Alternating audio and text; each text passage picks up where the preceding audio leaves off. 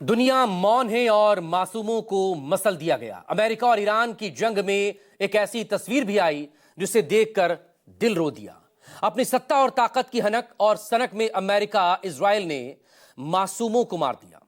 छोटी छोटी मासूम बच्चियों के स्कूल पर बॉम्ब गिरा दिया। जिस उम्र में माता पिता के कंधों पर बच्चों के स्कूल बैग होने चाहिए थे, उस वक्त उनके कंधों पर मासूम बच्चियों के जनाजे आ गए।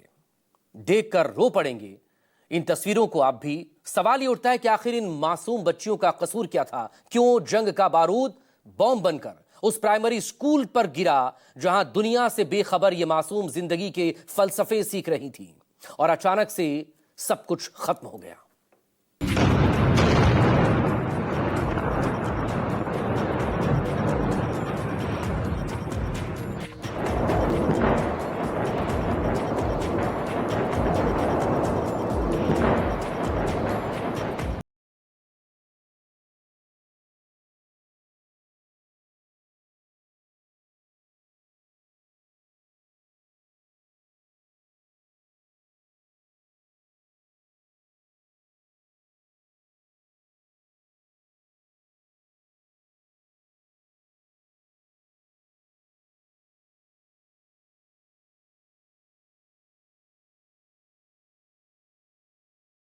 देखकर कांप जाएगी दुनिया।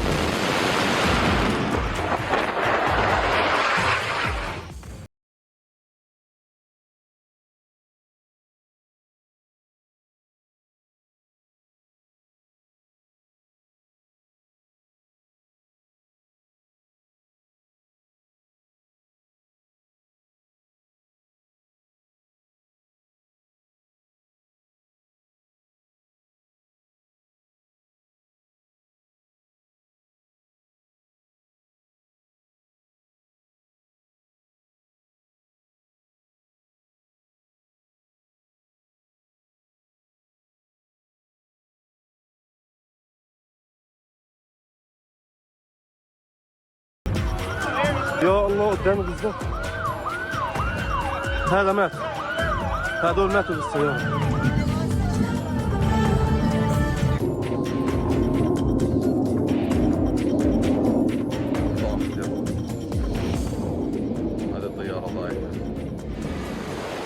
ईरान की जमीन से लेकर खाड़ी के मुल्कों तक बारूद ही बारूद है।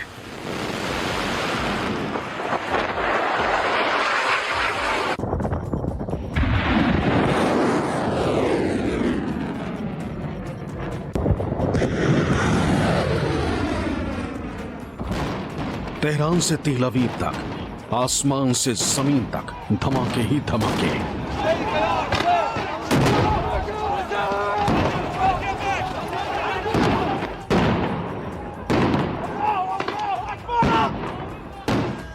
यानी खाड़ी में चल रही जंग की दुनिया एक से बढ़कर एक खौफनाक तस्वीरें देख चुकी।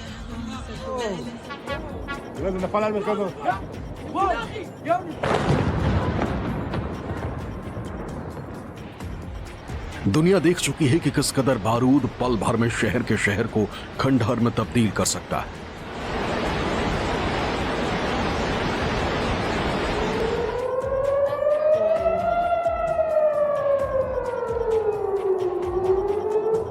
ये युद्ध अभी और संगीन रूप अख्तियार करता जा रहा है।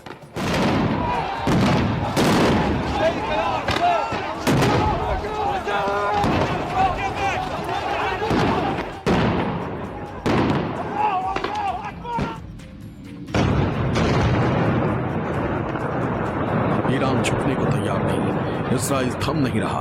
अमेरिका हफ्तों तक जंग लड़ने को तैयार है, लेकिन इस जंग ने अपना दर्दनाक असर दिखाना शुरू कर दिया।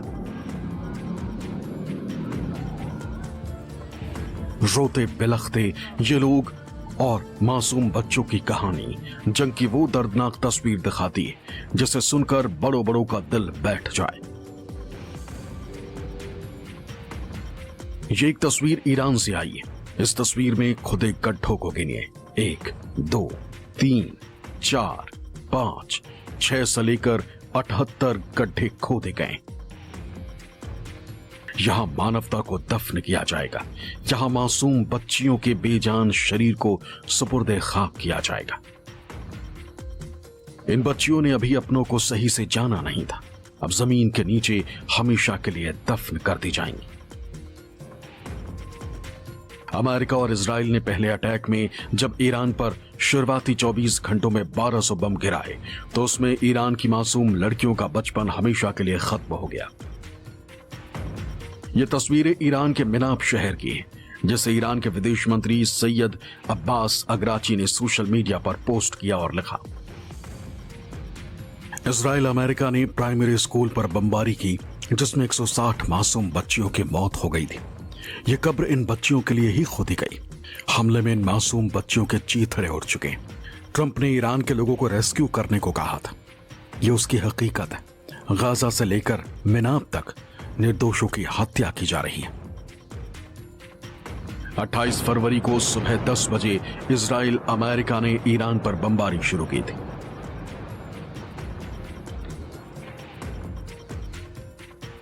मिनाब के इस स्कूल में बच्चे किसी खतरे से अनजान अपनी क्लास में जिंदगी के फलसफे सीख रहे थे, लेकिन इसी बीच आसमान से बमबारी ने सब कुछ तबाह कर दिया।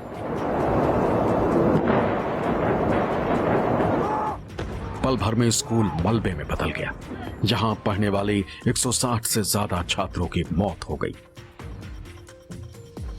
युद्ध का ये दर्दनाक दृश्य है।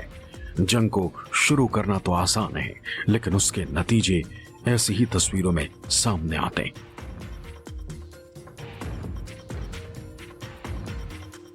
अमेरिका और इजराइल ने मिलकर ईरान का धुआं धुआं कर दिया, लेकिन जब ईरान ने भी मोर्चा संभाला तो उसने भी मुंहतोड़ जवाब दिया। लेकिन अब तक 4 दिन चले इस युद्ध का एक स्याह पहलू रहा। ईरान के मिनाब में उस स्कूल पर हुआ हमला, जिस हमले में 160 स्कूली बच्चियां मारी गई। जब उन बच्चियों के लिए नमाज अदा किया गया और उन्हें दफन किया गया तो हर किसी का कलेजा मुंह को आ गया। ईरान में एक साथ कतार में इन बच्चियों के ताबूत रखे गए तो पूरा शहर मातम में डूब गया। जनाजे की नमाज के लिए हजारों लोग इकट्ठा हुए, जिसके बाद मिनाब शहर में ही सामूहिक जनाजे की नमाज अदा की गई। शहर के मैदानों और आसपास की मस्जिदों में बड़ी संख्या में लोग इकट्ठा हुए। इस दौरान एक साथ इन बच्चियों का जनाजा निकला। इसके बाद इन बच्चियों के लिए नमाज जनाजा पढ़ी गई और शवों को दफनाया गया। स्थानीय लोगों के साथ साथ आसपास के इलाकों से भी लोग अंतिम विदाई में शामिल होने पहुंचे। जनाजे के दिन मिनाब शहर में बाजार बंद रहे। शोक में डूबे नागरिकों ने काली पट्टियां बांधकर विरोध दर्ज कराया। कई जगहों पर शांति मार्च निकाले गए। मस्जिदों में विशेष दुआएं की गई। यह सब इसलिए हुआ क्योंकि ईरान पर किए गए हमले में स्कूल परिसर पर जो हमले हुए, इसमें इमारत के एक बड़े हिस्से को नुकसान पहुंचा था, जिसके बाद बचाव दल ने घंटों मलबा हटाने का अभियान चलाया।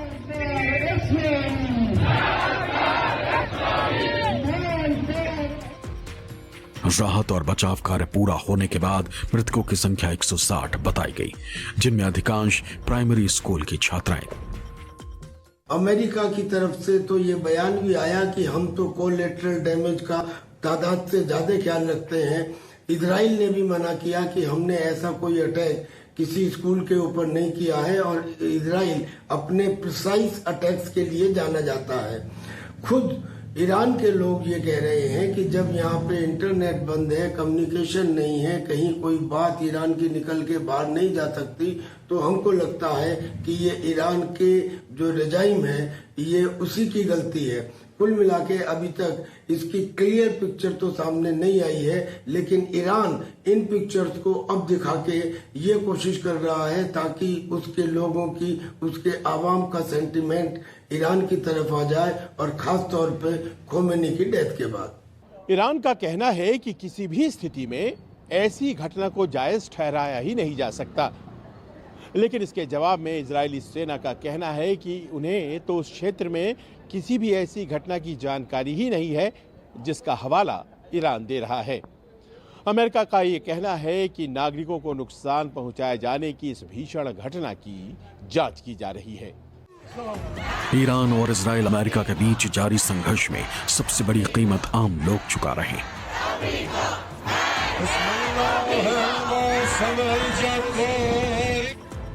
अब जंग में इस मां का क्या कसूर या इसके बच्चे का क्या कसूर? हाथ में किताब है, आंखों में आंसू है और चेहरे पर दर्द।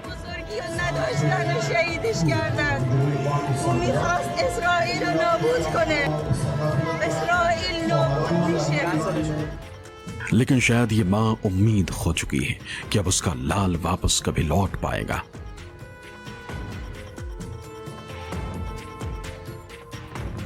ये तस्वीर खामनेई के नातिन की है। ये मासूम इस हमले में जान खो बैठी जो अमेरिका और इजराइल ने खामनेई को मारने के लिए किया था,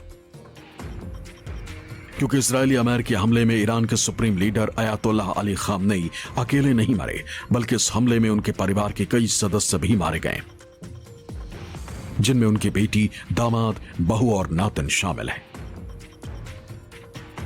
ये तस्वीरें दुनिया को डराने और ये दिखाने के लिए काफी है कि जंग किसी भी समस्या का समाधान नहीं। जंग तो शुरू हो जाती है, बारूद भी तबाही मचा देता है, लेकिन उसके बाद इस तरह की तस्वीरें सिर्फ दर्द ही दर्द दिखाती।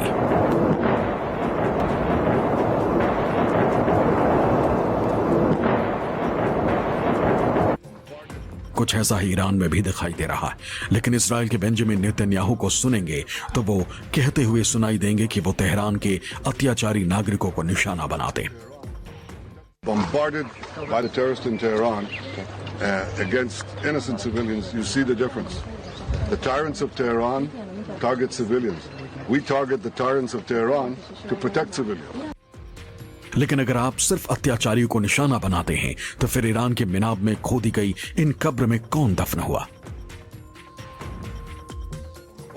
सवाल बड़ा है, लेकिन शायद जवाब बेंजामिन के पास नहीं है। तो चलिए अमेरिका के राष्ट्रपति ट्रंप को सुन लीजिए, शायद वो शोक के शब्द सुना दे। Whatever the time is, it's okay. Whatever it takes, we will always, and we have right from the beginning, we projected 4 to 5 weeks, but we have capability to go far longer than that. We'll do it, whatever. ये जनाब तो अभी भी जंग की बात कर रहे हैं, और संयुक्त तो देखिए, ईरान में अमेरिका और इजराइल लगातार हवाई हमले कर रहा है। ईरान भी इन हमलों का जवाब दे रहा है। Oh my God.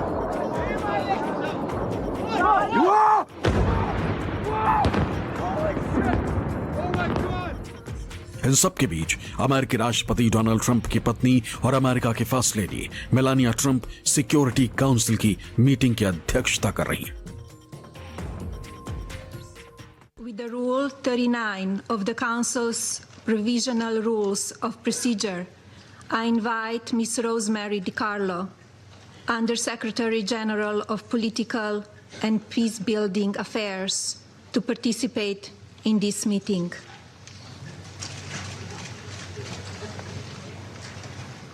It is so decided.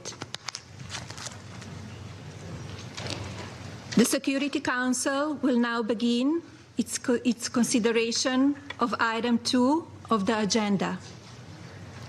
I now give the floor to Ms. Rosemary DiCarlo. UN की ये वो बॉडी है जो इंटरनेशनल शांति और सुरक्षा बनाए रखने के लिए जिम्मेदार है, लेकिन ईरान में मासूमों की जान लेकर कौन सी शांति बनाई जा रही है, समझ से परे। अब ट्रंप या नेतन्याहू पर कोई कार्रवाई हो या ना हो, लेकिन एक बात पक्की है कि जिस तरह की तस्वीरें दुनिया के सामने आई, उसने एक बार फिर जंग का वो सूरत हाल दिखाया जो कोई देखना नहीं चाहता। मासूमों के चीख पुकार और दर्द आंसुओं से भरी कहानी के बाद एक बार फिर दुनिया सिर्फ एक ही सवाल कर रही है कि क्या जंग ही हर समस्या का समाधान है? क्या हर बार जंग में इसी तरह मासूम मौत होते रहेंगे? सवाल कई सारे, लेकिन शायद जवाब किसी के पास नहीं। Bureau report, news 24।